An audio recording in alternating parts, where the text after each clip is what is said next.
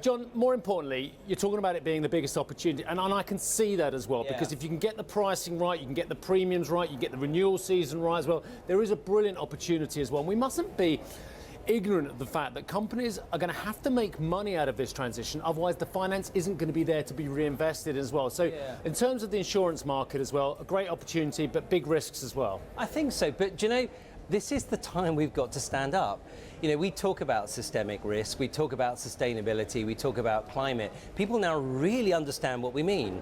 You know, we think of COVID as systemic risk. Climate is the ultimate systemic risk. So this is our chance to show businesses, communities, and even governments how we can help. And you made a really important point, because on the one hand, we can line up the new products and services. You know what it's like. We can insure nuclear, we insure transportation of carbon, we'll insure solar, we'll insure wind, we'll insure battery. But we must ensure transition. And to do that, we feel we must measure. So we can legitimately say, you know, some of the industries that have to decarbonise, we will insure them, provided we can understand their trajectory. Where are they today? Where's net zero? And how are they going to get there? Because it's those guys that will move the dial the most. And look, we've been privileged enough at CNBC to have a great relationship with Lloyd's for a long, long time, and talking to various CEOs and chairmen about the competition out there. And that's what I want to talk to you about. It's all very well for Lloyd's to have great morality and say, right, this is our commitment, we're out of coal, we're out of Arctic, we're out of a lot of these unsustainable drilling.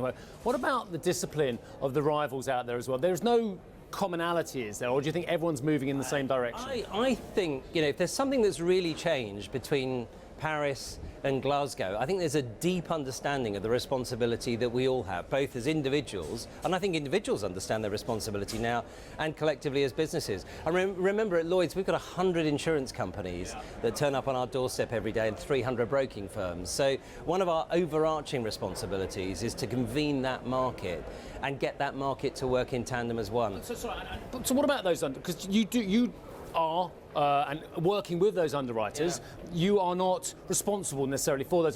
What do they turn around to? So some of them, not all of those 100 plus companies want to lose those wonderful product lines, do they? How do they just have to leave? Get out?